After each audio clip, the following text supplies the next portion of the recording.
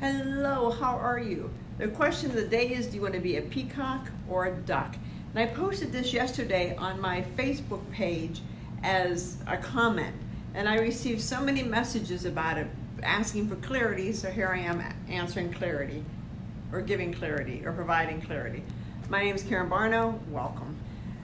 Peacocks, by their very nature, they have the beautiful tail feathers, they like to shake it, they like everybody to see them, they want to stand out. They want to stand out, they want to stand in front of the crowd. Ducks stand back. Ducks are interested in getting food, taking care of their daily needs, and that's all. So in order to be a leader, it's hard if you want to be a duck, because ducks aren't willing to step up. Ducks are just, if you have food to feed me, great. If not, I'm just going to sit here until I figure out who's going to give me food. Peacocks, on the other hand, will go out seeking the food. They'll go out asking everybody they meet, do you have food, do you have food, do you have food? They will do everything they can to get noticed, to look pretty. Now, I know some of you guys are going to be like, well, leaders aren't all about being noticed. Leaders are leading their team. Absolutely. But as a leader, you have to be willing to go first. You have to be willing to be the first one to go up the mountain. You have to be the first one willing to get up on stage and say, hey, this is going really well, or hey, this isn't going so well. It didn't turn out the way we had hoped. The leader has to be willing to put themselves out there. And not everybody has that within their DNA. And so I always talk to women, when women are asking me they want to become leaders, it's like, do you have it in your DNA that if push comes to shove, you're the one that's willing to take center stage? Because if you don't have it in your DNA, you really have to work to get it. Now, I'm not saying it's something you're born with and you can't make it, because obviously you can create that ability to do that. And for some people, it's not inherent in them daily, but when a crisis hits or good news hits, they're the first ones to be willing to stand up and say, hey, everything is going really great.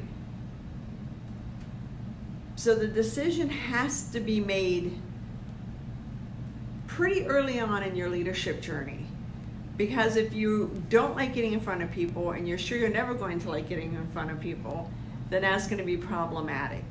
There's classes you can take. There's all kinds of speakers out there that teach people how to speak. There's all kinds of self-esteem and self-confidence all over the internet, subliminals, classes, everything that's available to you to add to your toolbox as a leader.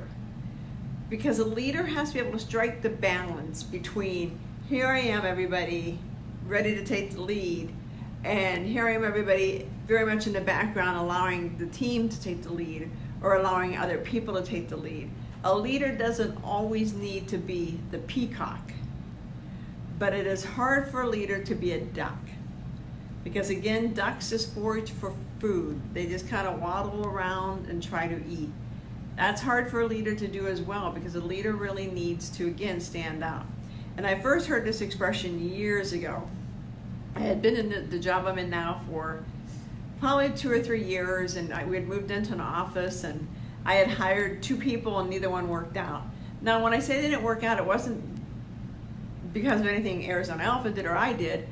One wanted to go back to work for the church, got an offer to work in her church, and that had always been her dream job. And the other one's husband got transferred out of state, so off she goes. But I can remember sitting there talking to somebody in my orbit at the time, and they're like, Karen, you're either a duck or you're a peacock. And if you're a duck, this isn't a job for you. Now, I have never in my life been compared to a duck, and never in my life been compared to a wallflower. I've always kind of been a very outgoing person.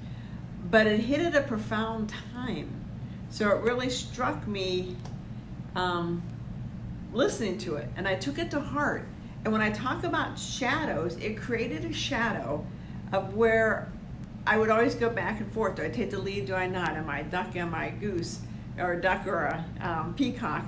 And it ended up creating a situation that would have been avoidable years earlier if I would have had the confidence as a peacock to say this isn't working. But because I had developed a shadow that you're not a good judge of person, you don't make the right hiring decisions or the firing decisions or the board decisions, whatever they were, if you don't make the right ones, then maybe you're not the person for the job. So this is how shadows get created. Because somebody makes a comment to you, and they make it at a time, if somebody said that to me probably any other time, I will look down and be like, yeah, whatever, that's your opinion. But when somebody hits you when you're vulnerable, when you're weak, when you're seeking answers, you don't have to be 0 to 7 years old. You don't have to be a teenager. You can be a grown butt adult, or as a lot of like to say, grown ass adult, and somebody will say something to you, and in that moment it gets locked in. Because you're seeking an answer. And everybody seeks answers. I don't care if you're the most powerful leader. I don't care if you're Oprah Winfrey. Everybody at one time or another seeks answers. They don't know the answer themselves, so they go out and they seek it.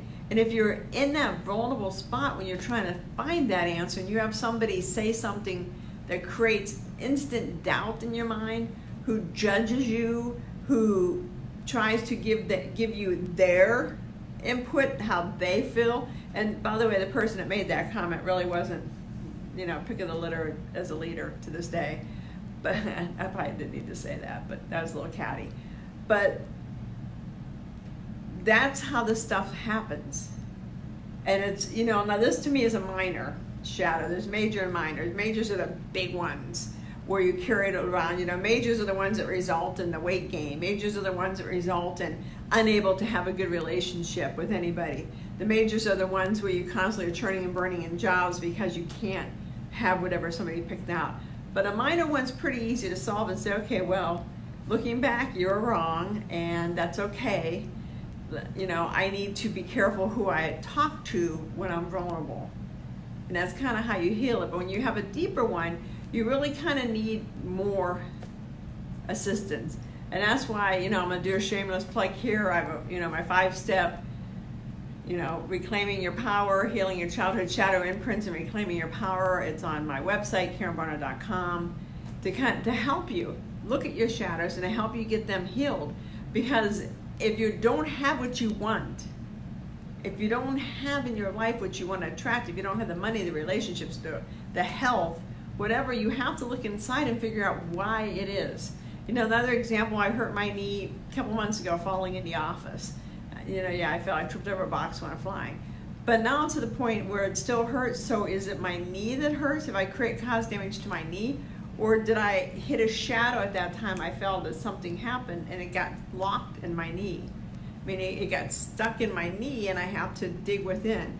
I keep doing it and I don't find anything yet, and I'm pretty good at finding shadows. But it's always good when things aren't going your way in whatever area to stop and kind of analyze and think, is this a shadow? Am I running from something? And if you ask yourself and you're willing to listen to the answer, you'll be able to find the answer. If you ask yourself, what am I running from? Is there a shadow hidden here? Your subconscious will be like, well, yeah, you've got some issues here we need to talk about. So I just wanted to jump in here, and I really want you to ask yourself if you're the peacock or a duck. And if you're not sure, if you have questions, please, put it in the comment section below. If you're on my YouTube station, you can put comments below on YouTube. Also, if you're on my YouTube station, feel free to give me a subscribe. I'm moving up to, I think I'm almost past 30 right now. Yay me.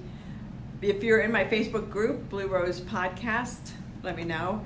And if you want to subscribe to my podcast, find your Blue Rose Podcast. That'll be up and running in the next week. Please let me know what you are. Are you a duck or are you a peacock? I think you're a peacock. Talk to you guys later. Bye-bye.